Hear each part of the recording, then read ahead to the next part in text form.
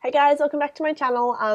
Today's video is going to be a really long one, so sit back and relax and just watch this while you're getting ready or while you're in bed, something like that. Today's video is talking about my experience with anxiety and depression. So basically my experience with mental health. This time last year I actually went through a week of really bad anxiety attacks. I made a blog post about it ages ago, so if I can remember, I'll link it down below if you want to read it. But yeah, it's been about a year since my last full-on anxiety attack, so pretty proud of myself. So yeah, let's start from the beginning. It didn't actually start in September. It started back in June, July of last year.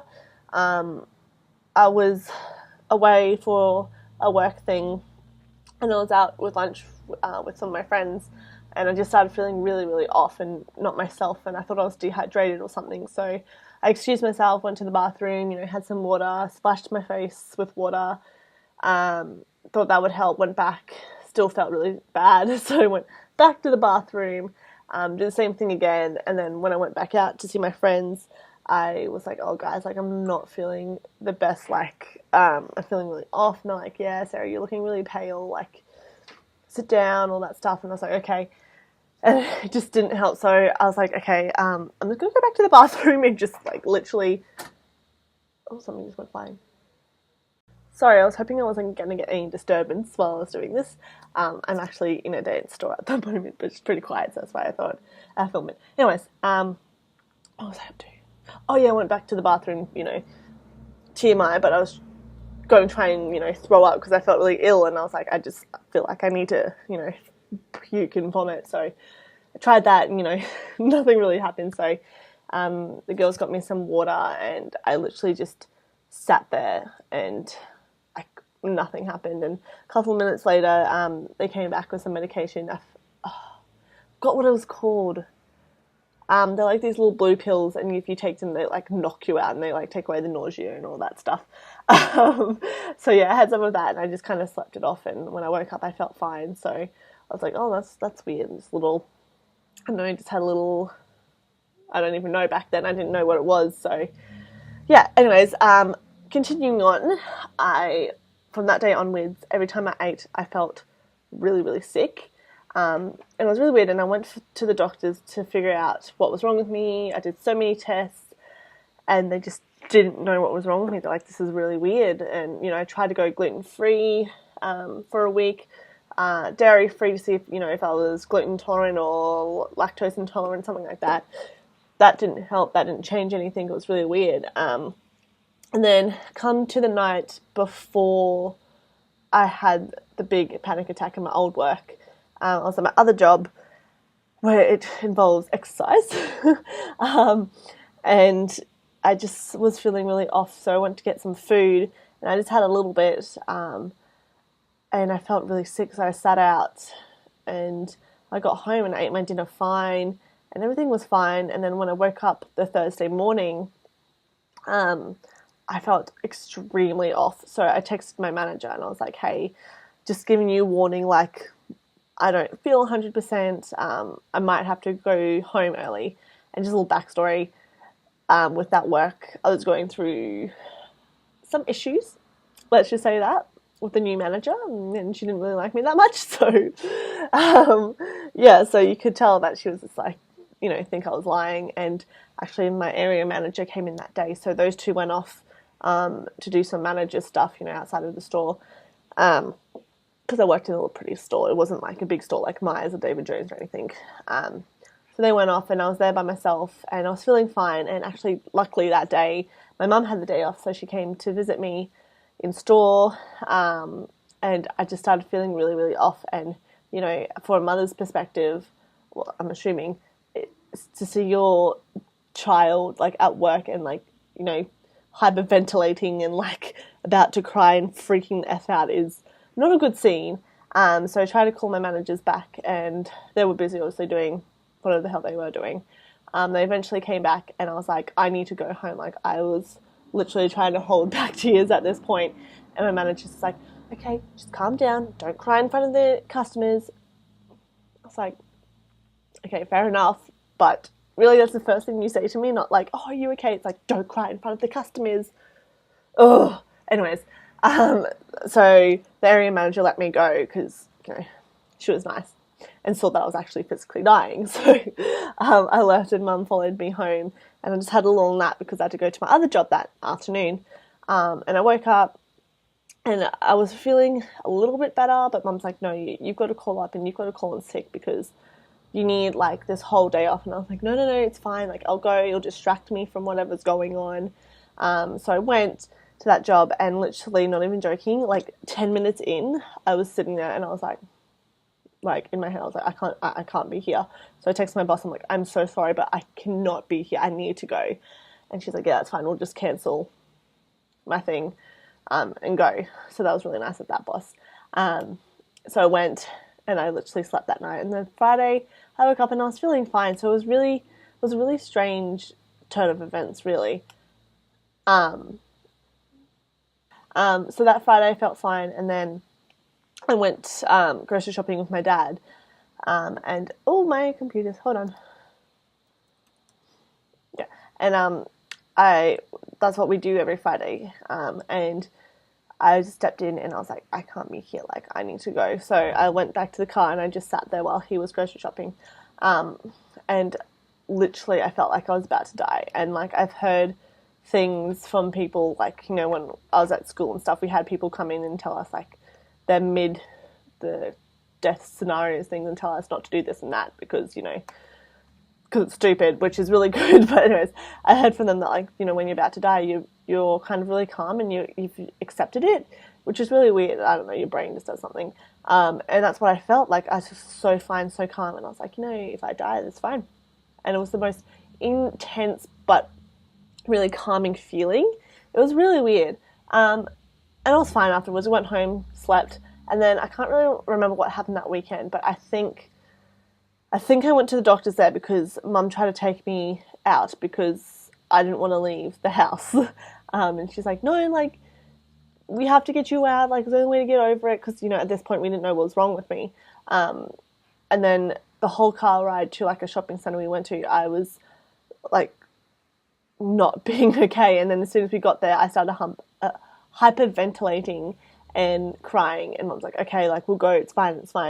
And then the next day she forced me to go to the doctor's, which was a really good thing. And the doctor's like, oh, Sarah, like, you're not okay. Basically what she said. She didn't say that. And she's like, okay, like, we'll start you on this medication and see how you go, blah, blah, blah. And I was like, okay, cool, sweet. So I started on medication, and then that next Tuesday was death day, basically. That Tuesday, I woke up, everything was fine. Obviously, I was feeling really weak because, you know, after anxiety attacks, it takes a lot out of you and you're just so exhausted.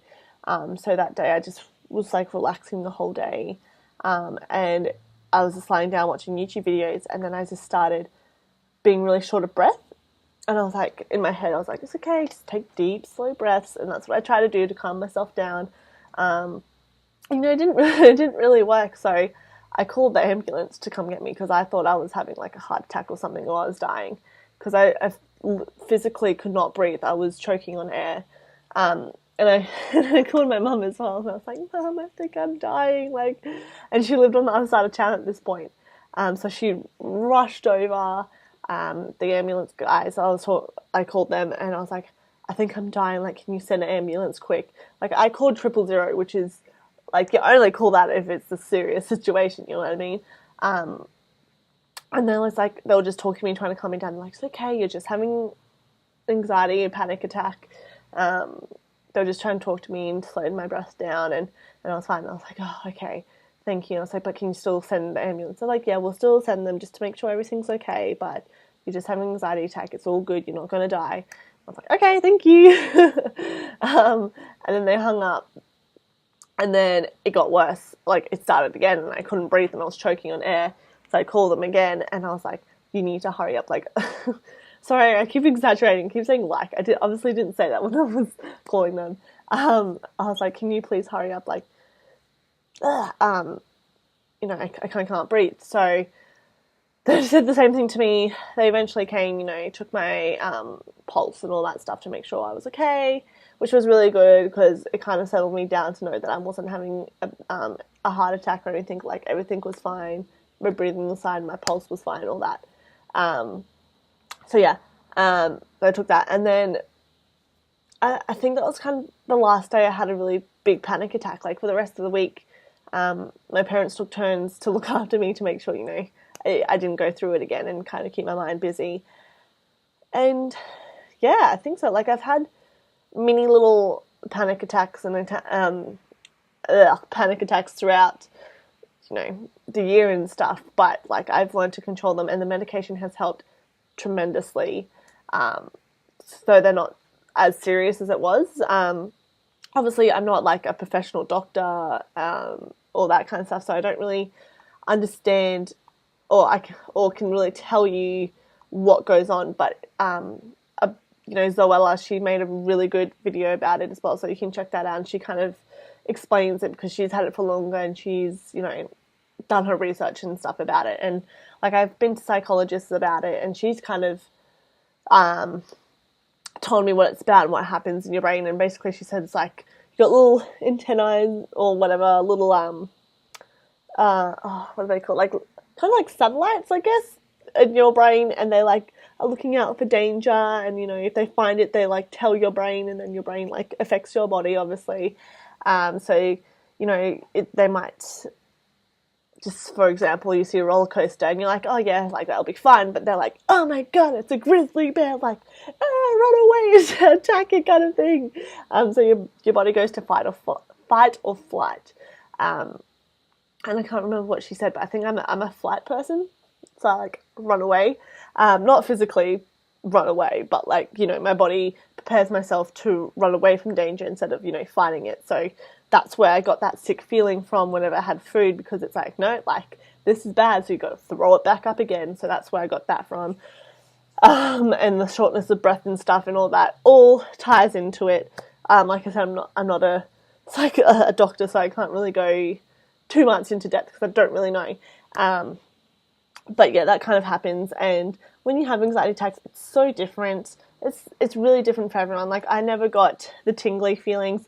I got sweaty palms, obviously, shortness of breath, dizziness, weak, all that kind of stuff. I never got like the tingly feeling, I guess, that Zoella said she has in her video. So it's really different for everyone. And I just kind of wanted to make this video to share my story with you guys, and hopefully, you know, if someone's watching this, you can pass it on to someone who's going through it and let them know that, like, it's okay. They're not the only one. Everyone, or some people, you know, go through this. And if they want to talk to me, hit me up, girl. Like, I'm here to talk to you if you need to. But before I finish this video, I'm just going to go through my little survival kit that I have. And yeah, I think that's kind of covers everything that I wanted to talk about in this video. Okay, 4th time trying to film this outro because my computer for some reason won't save anything.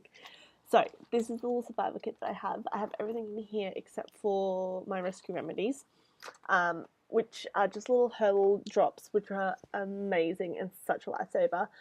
If you're from Australia like me, you can pick it up at any chemist warehouse, and they're amazing. Like, you just take as many as you want, and there's no added anything. It's honestly just pure herbs, mushed up together to calm me.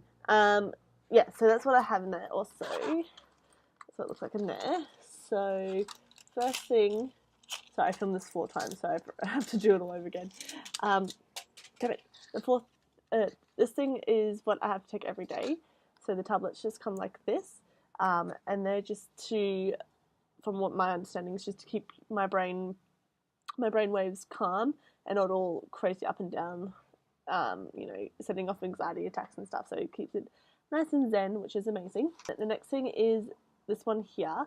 So I've only taken one, and they just look like this, only because these are highly addicting. As my doctor said, a lot of people take them because it knocks you straight out. So if you have trouble sleeping and stuff, a lot of people take it just to knock them out. And they're really hard to get prescribed to unless you're in a serious situation. So I got them because of my story that I said on Tuesday, when I called an ambulance. So they just had, the doctor just gave it to me just in case anything does happen. And I think they last for a while. There's some expiry date on them. Wait, where is it? Yeah, so this lasts till 2019, and I'm probably not going to use anymore, so I'll just have to throw it away afterwards.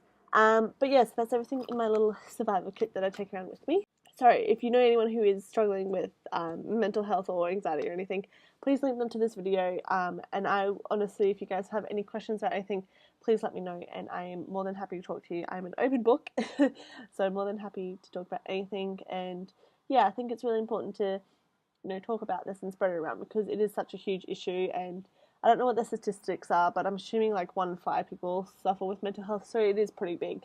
So yeah, if you guys could just spread these videos around. There's 100 more on YouTube that you can watch to understand it. And yeah, if you've made it till the end, thank you so much. I love you. And yeah, I'll see you guys in my next video. So have a beautiful, wonderful day. Bye.